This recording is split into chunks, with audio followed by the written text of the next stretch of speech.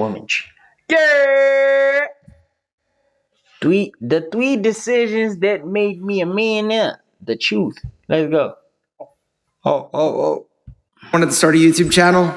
I don't remember what I said exactly, but I remember being upset about it. Why are you upset? I was like, you want to do what? I didn't understand it. I didn't know what it was.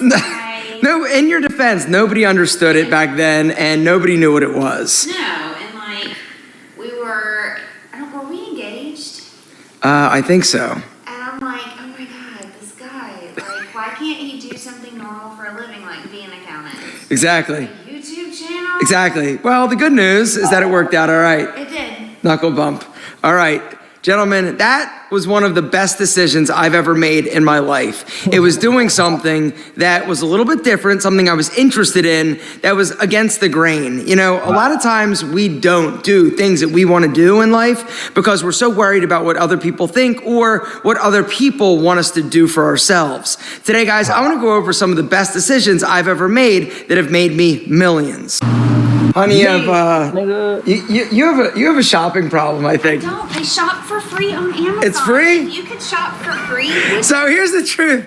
I call my wife the Amazon queen because literally this is what it looks like every single day at her house. We're getting like tons of shipments. Now, the caveat to this is that it's technically free. I link my Amex points to my Amazon account. So literally, you know, I'm spending on my Pete and Pedro Amex every month about $300,000 to $400,000, and so we get a ton of points. And so my wife literally gets to like shop for free, and so she loves it, and it's a good thing because we actually tallied it and counted it, and it was about $20,000 a year she spends at Amazon. Anyway, today, guys, I want to go over some of the best decisions I've ever made in my life that really, in my opinion, have led to me being, you know, successful. You know, some of these things have to do with money, but most of them don't.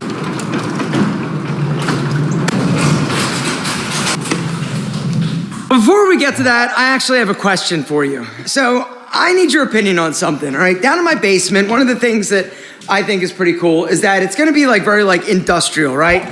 Already I like this guy. Already. A nigga who's building his own house. Like, bro, and building your own house is cool. For the like the fact that like he has a house. Y'all seen like he walked out his house, right? He came to his other house that he's building. Like the mental something. It's something about the mental thing about building a house. I don't know, bro. I don't know what it is, bro. It's something mentally, bro, about building a house, bro. Like, well, shit, I don't know what it is, bro. I'ma Google it, though. I'ma do a little research. If that shit, I don't know, mental building or so, I don't know, bro. It's just something about coming up with a plan to do this and then fucking see it come to life as a fucking solid shit that's gonna be there for life for a long, long time. Oh, God. I don't know. It's maybe I'm cooked in the head, but like it's just something about like even if I have a house and I'm gonna build something, bro. I have to build something. Like I can't just go out without building. Like I gotta build a fucking something like a big ass shit. Like nigga, that shit is the work of my hands. Yeah, I have to, bro. I don't know. Maybe it's just a manly ego shit. I do not know, bro. But I have to. I just have to. I don't know why. We got the concrete floors. We're going to be polishing them. We've got this big iron and glass door for my fitness center. But then we put in these spiral ducts, right, for the AC. What do you think? Do you think I should keep it the color that it is, which is kind of like silver? The problem, though, is like you have like fingerprints and you've got like, you know, joint compound and stuff. Or should I paint it black to basically like make it just like go away and kind of match some of the other black iron that is down here in the basement, right? Look at this door. That door, is that door not the sexiest thing? All right, outside we're gonna have like a nice little seating area. We're starting to actually plant some of the big like bushes that we need in order to block like our neighbors and like block us in. After I get done talking about the things I want to talk about, if you guys are interested, I'm going to take you outside and show you the limestone pool deck that we're laying, like as in today. Oh my God, it's so sexy. And then some of the bushes that we're actually planting. All right, but anyway, back to my question. These pipes, right? The spiral ductwork, what do you think? Do you think we should paint it black or silver? Keep it silver. Down below, let me know. Thanks. Where should we film? What do you think? The beautiful thing about What y'all think, twin? Black. I mean, black be hitting though. Like, if he do that shit, black, like the black I'm imagining, like a little bit too matte, it might hit. It might actually slap. You feel me? It might actually hit. You feel me? Real shit. I don't know though. I don't know. I ain't gonna lie. I don't know. I think black. this house is that I've got so much light and windows, like everywhere is like amazing lighting for filming. Yeah, no. So the whole like inspiration for today's video is the other day I'm like just kind of like walking around this house, right? And I know that I talk a lot about this house, but this is a big deal for me, right? It's a big deal because in some ways I feel like it's symbolic, and it's symbolic to the poor little insecure kid that grew up, you know, really not having a good direction and not really feeling valuable or validated, right? And so the other day I was just kind of like looking at this place and I'm thinking to myself, this is fucking crazy. Like, it's crazy. God. This house is crazy. The fact that I'm able to do this is crazy. The fact that I'm able to pay cash for this is crazy. It's crazy because most people can't do this. Right. But when I really started to think, well, why? What is it about me, right? What are the decisions that I have made that have allowed me to basically be successful or financially fairly free, right? Now, I can't actually, I probably could. Anyway, you know, and so I started to think about it, right? Because there is nothing that separates me from like 95% of other people out there other than a few of the decisions that I have made that other people aren't willing to make. Wow. All right. And these are the decisions that truly have changed the trajectory of my life and my profession and my career that has allowed me to basically go from literally driving a beer cart a few years ago to doing this, which is crazy. It's crazy. Like, I always look He said he's driving what? He was driving what? 95% of other people out there other than a few of the decisions that I have made that other people aren't willing to make. All right. And these are the decisions that truly have changed the trajectory of my life and my profession and my career that has allowed me to basically go from literally driving a beer cart a few years ago to doing this, which is crazy. It's crazy.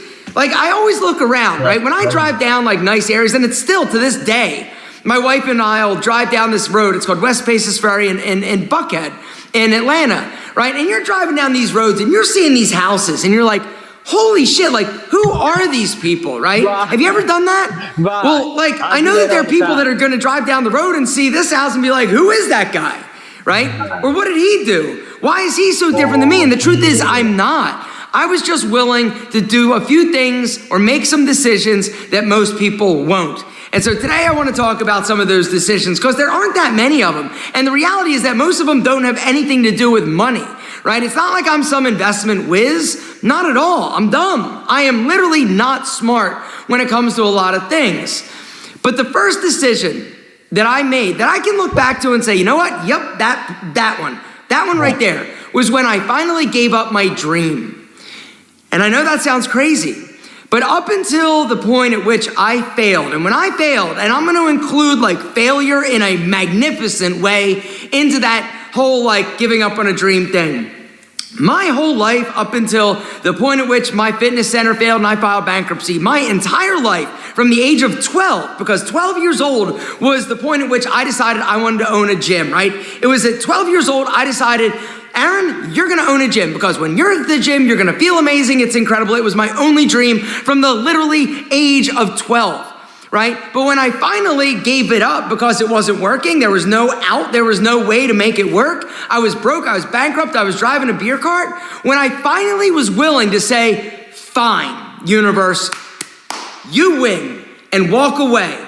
And the hardest part about that, and I talked about it before, it wasn't that I was broke. Like, I have been broke since the age of 0. We grew up on welfare. I have been poor. I've been going hustle to hustle my entire life. So broke was nothing new to me. It didn't scare me.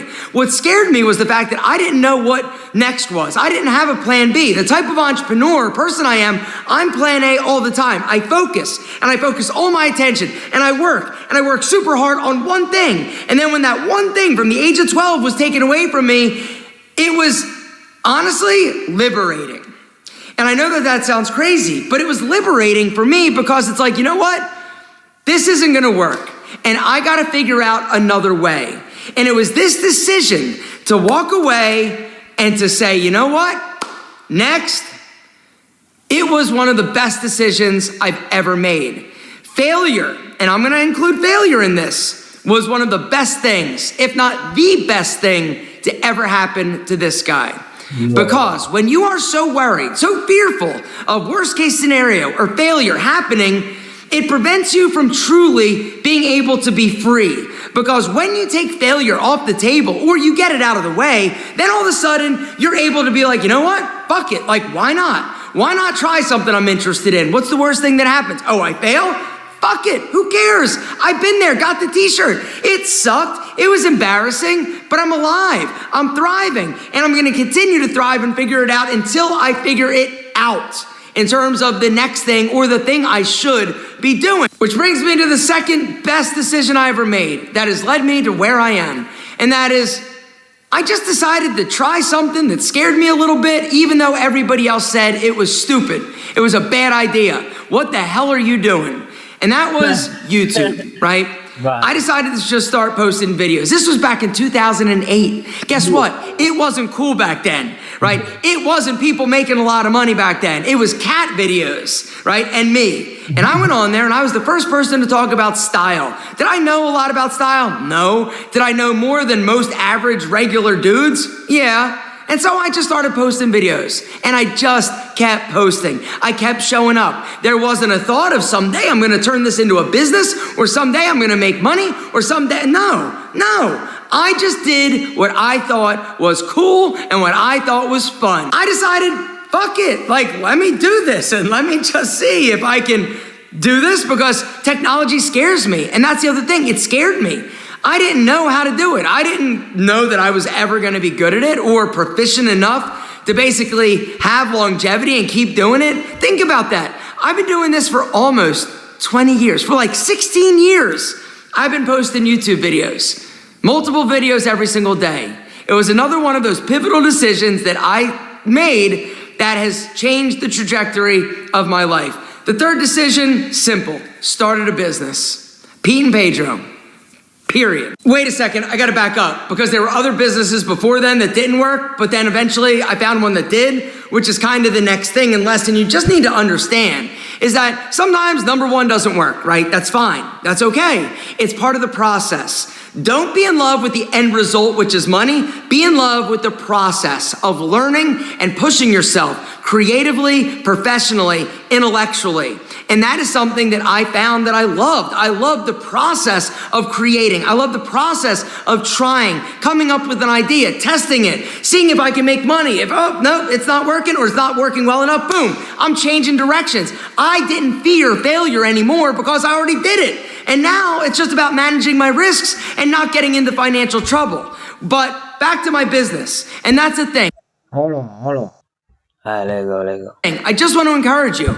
You know, when I think about and look at all my friends, right? All the people around me in my town, all the people that I know, the people that are killing it or doing things or having extra money, it's not the people working the 9-to-5 jobs. It's just not. It's people that are willing to take a chance and honestly, people that started businesses. Even if that business starts as a kernel, a nugget, an idea, and you grow it into something big and massive, like I did with Pete and Pedro, and we're just getting started. And I truly feel that, right?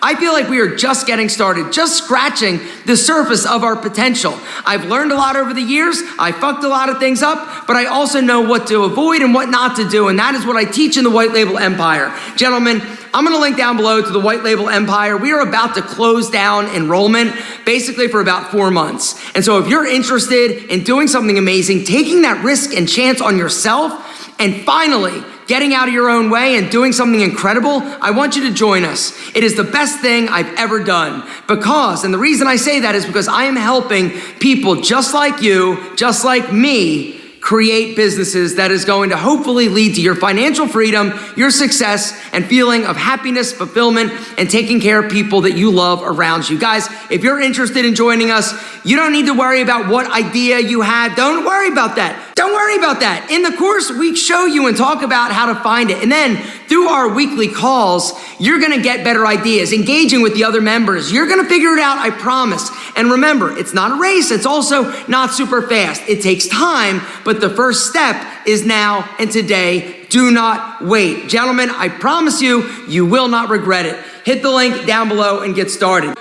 Starting a business was one of the best things I ever did, right? And I guess I kind of made that decision when I was 12, that I didn't want to work for somebody, right?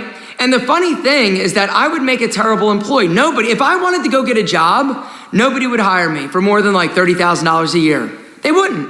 Because I don't have the technical skill, I don't have the technical resume, but I know more than 99.99999% of people out there in corporate America about how to actually make money. And that, in my opinion, is the most important thing. Not like health and family and all that's most important, but you get what I'm saying. Anyway, starting a business and willing to start multiple businesses to finally figure out what business was gonna work was one of the best decisions. I'm gonna also parlay that into another business decision that I made, and that was hiring somebody smarter than me. Mike Levy, my guy, Mike Levy at Pete and Pedro. When I brought him on, boom, guess what? Everything scaled. It took all the control and the micromanaging away from me. I put it on somebody else. I said, here you go.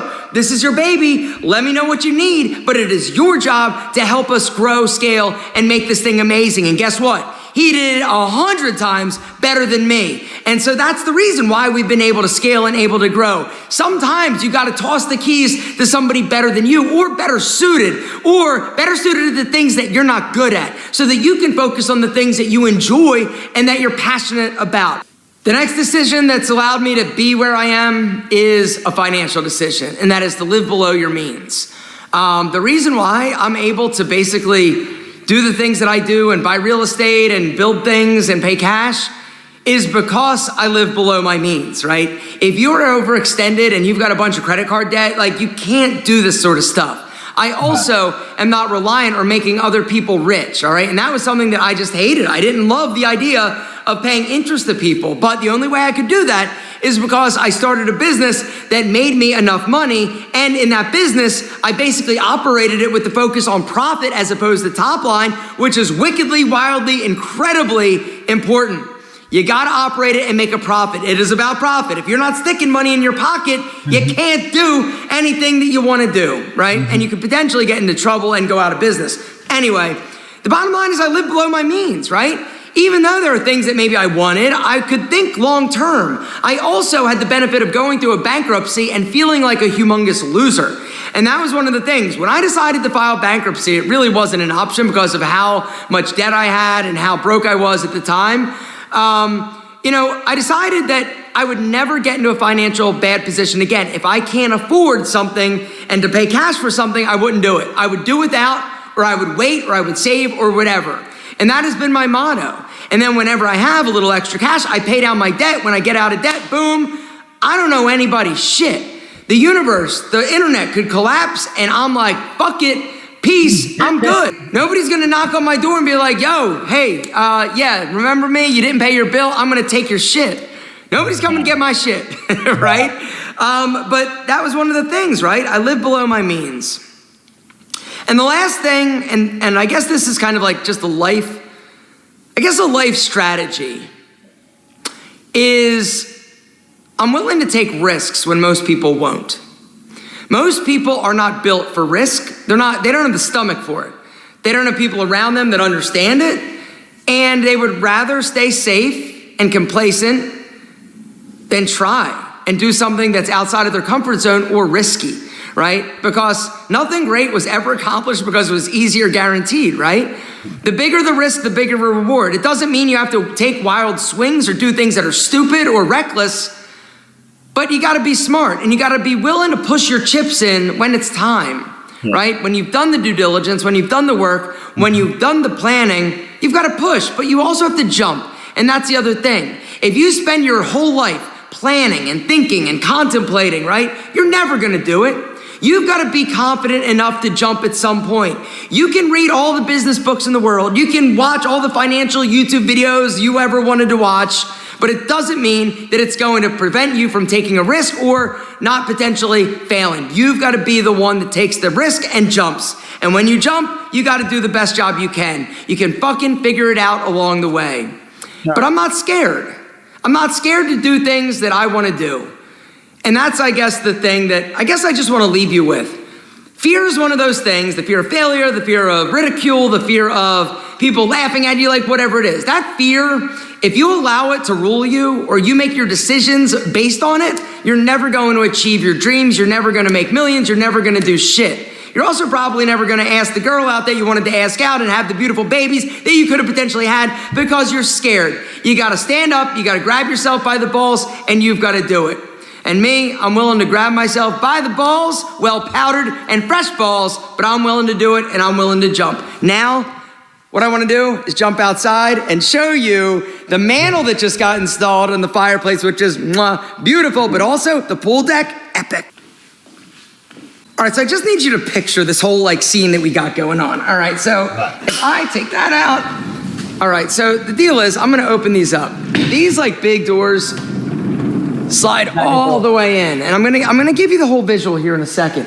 But this is one of the reasons why I'm so excited about this room and this whole thing. All right.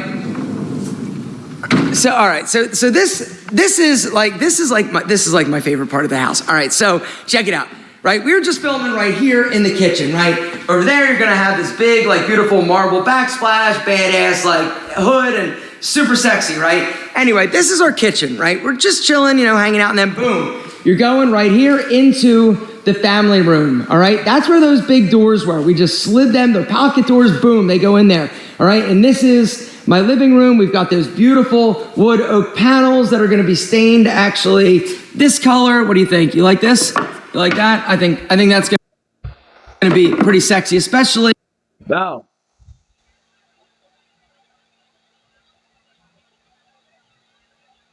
You realize, bro, how lightly we take information, bro? Bro, this nigga, bro. He just see, some shit we hear all the time, bro. None of us, bro, right now, bro, I feel like writing that shit, word for word, everything he said, and reading through it all, over and over, to get the key shit that he said. Cause, even not the key shit, to be able to say exactly the same shit in my own words pertaining to my own life. You feel me? I feel like putting, really, I'm having that. You feel me? I really feel like taking it in, bro. You feel me? I feel like writing it down, word for word, what he said, and repeating it, and putting it in the words where it's my life could react to it. You understand what I'm saying? If you understand what I'm saying, you get it. I could put it in my life. I could say, I could speak it as an expression of my life. I could walk in it. I don't know how to explain this shit. To understand it so much that I could peep it and I could take advantage of it. You feel me? That it could show up in my life as a form of expression. I know how to relate to this shit. We have a positive relationship with these circumstances. That's why I'll come out on top. And that makes sense. I hope that makes sense, bro. With the floor, this is actually the floor, and then you've got the limestone mantle right there. Amazing, right? Almost finished with these. All right, so here's the deal. Another big window outside of the pool. The house is shaped like a U, which is sexy, but boom, check it out. Those doors open, and this is what you see. All right, boom. It is 20 feet from here all the way up to the top of the porch. And then over here, limestone, right? Right. We just had this installed. It is a cast limestone mantle. That is just unbelievably beautiful. It's also super heavy. TV's gonna go up there, and then out here to the pool deck, right there. All I'm out. There you go. limestone. Actually, let's go upstairs and look down. You can see it better. Another one of my favorite parts of the house is actually when you come up the stairs, right? We've got 3 bedrooms up here, plus like a little sitting area and office. But check this out. You come in here, right down the hall, and then boom, this room, it vaults up to basically 13 feet, which is really cool. And then outside, you've got a big window, and check it out. The pool deck, I think, looks amazing, right? Super good. Then, see that? See that room? That's my wife's office. All right. Now, the color is bridal blush or something like that. It's fucking pink. And I'm not the biggest pink fan, but I am a fan of my wife. And so when we were doing the house, the designer was like, "Oh, we could do like Tracy's office, all like, you know, pink, and then we'd have all this like neutral like furniture. It's like creams and beautiful art." And my wife was just like, "Yes, awesome, amazing." And then I saw this color, I was like, I'm like, "Baby, come here, we got a problem." And she's like, "What?" She's like, "I love it." I'm like, "Really? Okay, then we don't have a problem." They also built these really cool like custom bookshelves. You could put plants there, or my cats could chill. Like I would have never thought about that, right? Wow. You know, it's just these little details that just is like next level that you don't get in a standard home that we're able to do here. And it's honestly been fun. With the pink, whatever. If we don't like it when we move in, we can always paint it. Gentlemen, speaking of painting, I want to know, in your opinion, that ductwork down below, should it stay silver or should we paint it black? You rock. Yeah. I'm like that. I'm like that, nigga. Nigga, yeah, I'm like that. Feel me? I'm like that, nigga. I'm like that. Yeah, man. Gotta say that about yourself too. I'ma write this nigga shit that he just said, bro. Shit was important to me. Feel me? Nigga, see, like, real shit, I'm not trying to underestimate this man's value. Like, don't never do that. Don't ever underestimate another man's value, nigga. I'ma write that shit down. This nigga was talking that shit. Like, comment, subscribe. Let's get to 4 million, bro. 4 million, bro. Give me the 4 million subscribers, bro. Feel me? Get the foes to the 400, to the 4 million, bro. Get the foes to the 4 million, bro. Mom, bro. Yeah.